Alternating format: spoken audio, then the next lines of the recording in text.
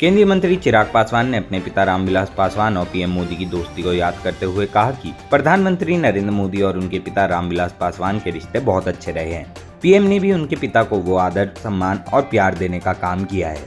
उन्होंने आगे कहा कि पीएम मोदी के मंत्रिमंडल में मेरी पार्टी के कई नेता उनका हिस्सा रहे हैं। सन 2014 के मोदी सरकार में पिता रामविलास पासवान को मंत्री पद और एक बड़ी जिम्मेदारी दी गई थी। उनके लिए बड़ी बात थी कि पीएम मोदी 2020 के चुनाव में बिहार आए। बिहार में पिता के जाने के बाद वह पहला विधानसभा का चुनाव था। तब उस दौरान पीएम मोदी ने सबसे पहले मंच पर आते ही मेरे पिता को याद किया।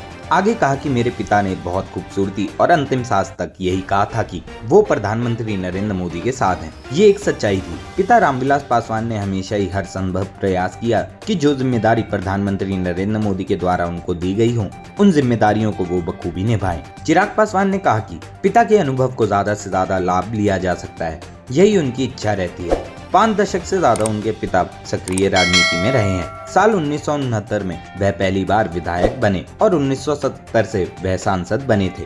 पिता रामविलास पासवान ने देश के 6 प्रधानमंत्रियों के साथ काम किया है। उनके इस अनुभव को पीएम मोदी ने हमेशा सम्मान देने का काम किया है।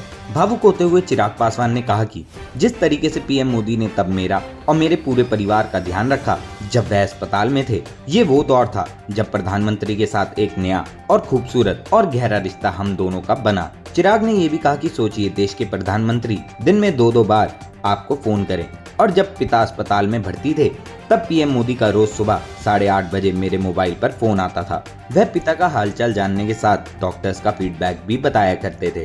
पिता के सही इलाज के लिए चेन्नई के डॉक्टर से बात करनी हो या एम्स के डॉक्टर से बात करनी हो, सभी डॉक्टर से बात करने के बाद उनकी क्या राय है, ये जानकर वह मुझसे साझा किया करते थे।